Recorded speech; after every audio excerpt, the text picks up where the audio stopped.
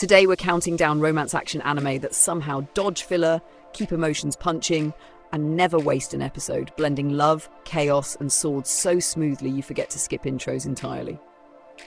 Kicking off with number 10, Sword Art Online. Sword Art Online is the anime equivalent of your first MMORPG addiction. Messy, unforgettable, and absolutely formative. You log in for cool swords and death game tension, then suddenly you're emotionally invested in Kirito and Asuna arguing like a married couple while the world literally tries to kill them. Aincrad's pacing hits hard early, villains feel personal, and every episode pushes survival or romance forward without pointless detours. Yes, later arcs get roasted online like overcooked ramen, but let's be real, SAO at its best delivers constant stakes, iconic fights, and relationship progression most action romances barely attempt. Kirito's solo moments are power fantasy fuel, Asuna's growth slaps harder than people admit, and the soundtrack carries emotional weight like it's legally required. Even when it stumbles, it never feels boring. There's always danger, jealousy, or some digital nightmare pulling you forward. Love it or roast it, SAO keeps momentum, and momentum is retention gold. Sliding to number 9, Darling in the Franxx. Darling in the Franxx is emotional chaos wrapped in mech armor, and somehow that works. You start thinking it's just another robot anime. Then episode after episode keeps poking your feelings like it's testing emotional weak points. Hero and Zero Two's relationship is intense, messy, and absolutely not healthy, which is exactly why you can't stop watching. The action is flashy, the symbolism is loud, and the themes about identity and connection hit harder than expected. Villains are weird, adults are suspicious, and nobody explains anything properly, which somehow adds to the tension. Does it spiral near the end? Absolutely, but even when it goes full cosmic madness, the episodes still matter. No filler dates, no wasted downtime, just emotional damage, relationship drama, and mechs punching existential dread. It's not perfect, but it's never boring, and that's the assignment. Landing on number 8, Inuyasha. Inuyasha feels like a long journey that somehow never loses its spark. Every episode balances monster hunting, romantic tension, and petty arguments that feel way too real. Inuyasha and Kagome bicker like it's their love language, while Naraku exists purely to ruin everyone's emotional stability. The action stays consistent, the stakes slowly escalate, and the romance simmers instead of rushing. What makes Inuyasha special is how natural everything feels, traveling, fighting, bonding, arguing, repeating. Side characters actually matter, rival love interests hurt appropriately, but don't feel cheap. Even slower episodes still push relationships or lore forward, so you're never checking the runtime. The show understands pacing before pacing was a buzzword, plus the soundtrack alone deserves emotional compensation. Inuyasha proves you can run long, stay entertaining, and still keep romance action energy alive without sacrificing heart. Looking at number 7, Future Diary, Mirai Nikki. Future Diary is what happens when romance and action get locked in a room with insanity and nobody supervises. Every episode feels like a gamble where someone's about to betray, stab, or emotionally scar you. Yukiteru is frustrating, sure, but that's the point. Watching him survive this death game feels like watching anxiety given legs. And then there's Yuno, pink-haired chaos incarnate. She turns romance into psychological warfare, and somehow the show never lets that energy drop. The action is brutal, the twists keep stacking, and characters die before you can emotionally prepare. There's no filler because the plot literally doesn't allow rest. Even quiet moments feel dangerous. You're always waiting for the next betrayal, the next reveal, the next oh no moment. It's uncomfortable, intense, and wildly addictive. This isn't wholesome romance, it's love as a threat.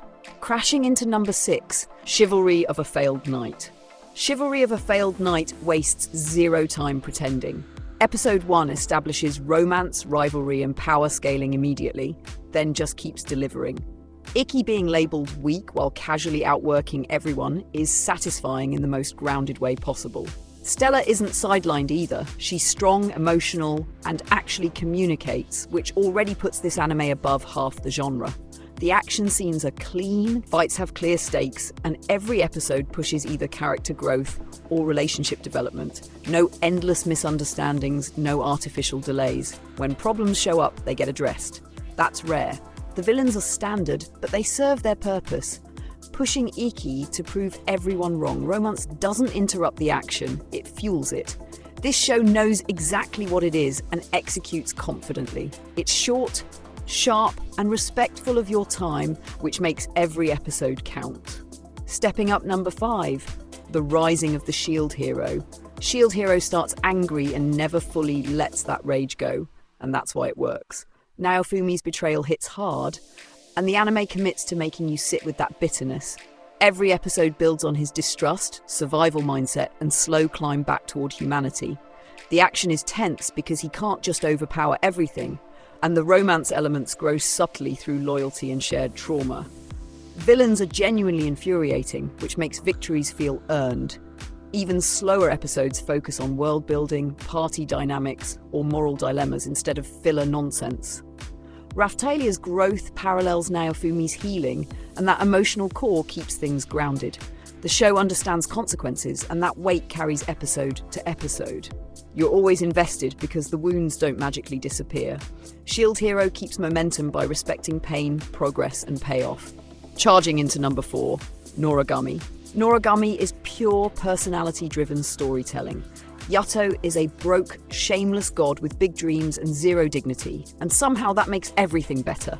The action is sharp, the spiritual lore is fascinating, and the humour never undercuts emotional moments. Hiyori's connection to Yato adds romantic tension without forcing it, while Yukine's arc brings surprisingly heavy themes about guilt and redemption. Every episode balances comedy, combat, and character development so smoothly it feels effortless.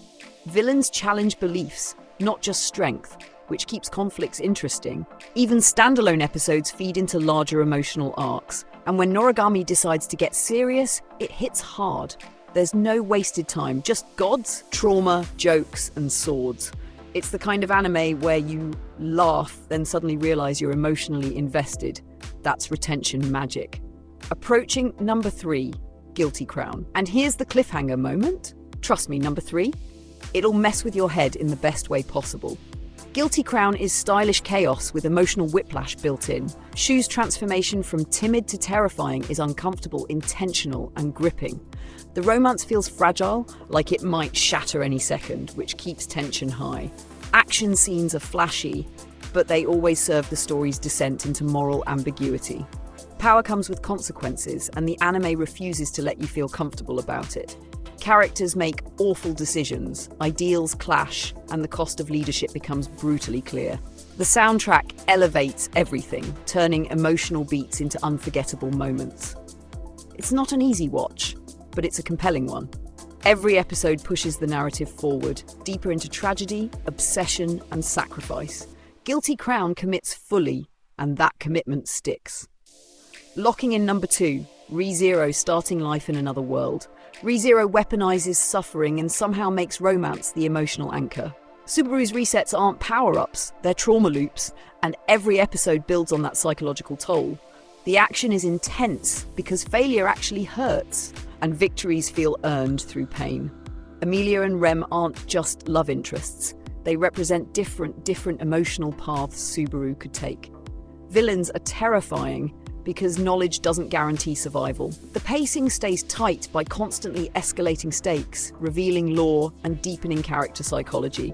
Even dialogue-heavy episodes matter because they reshape relationships and motivations. The show respects consequences, and nothing gets brushed aside. ReZero keeps you watching because you need to see if Subaru can finally break the cycle. It's exhausting, emotional, and incredibly effective. Romance here isn't comfort, it's the reason to keep fighting. Claiming number 1, Twin Star Exorcists. Twin Star Exorcists earns the top spot by growing with its characters instead of rushing them. Rokuro and Benio start as rivals, not lovers, and that slow evolution makes every emotional moment hit harder.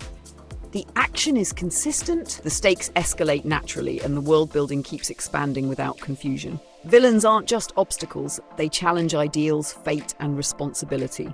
Romance develops through shared battles, loss, and trust, not forced drama. Even quieter episodes focus on training, bonding, or emotional recovery, so nothing feels wasted. The anime understands balance, humor when needed, seriousness when earned. By the time emotions peak, you're fully invested because the journey felt honest. No bad episodes here, just steady progression, meaningful growth, and a romance forged through survival. That's how you do romance action right. So that's my list. Romance action anime that actually respect your time and emotions. Agree, disagree, ready to fight in the comments? Drop your pics like the video if it hit. Subscribe for more anime chaos, and I'll catch you before the next emotional rollercoaster episode drops.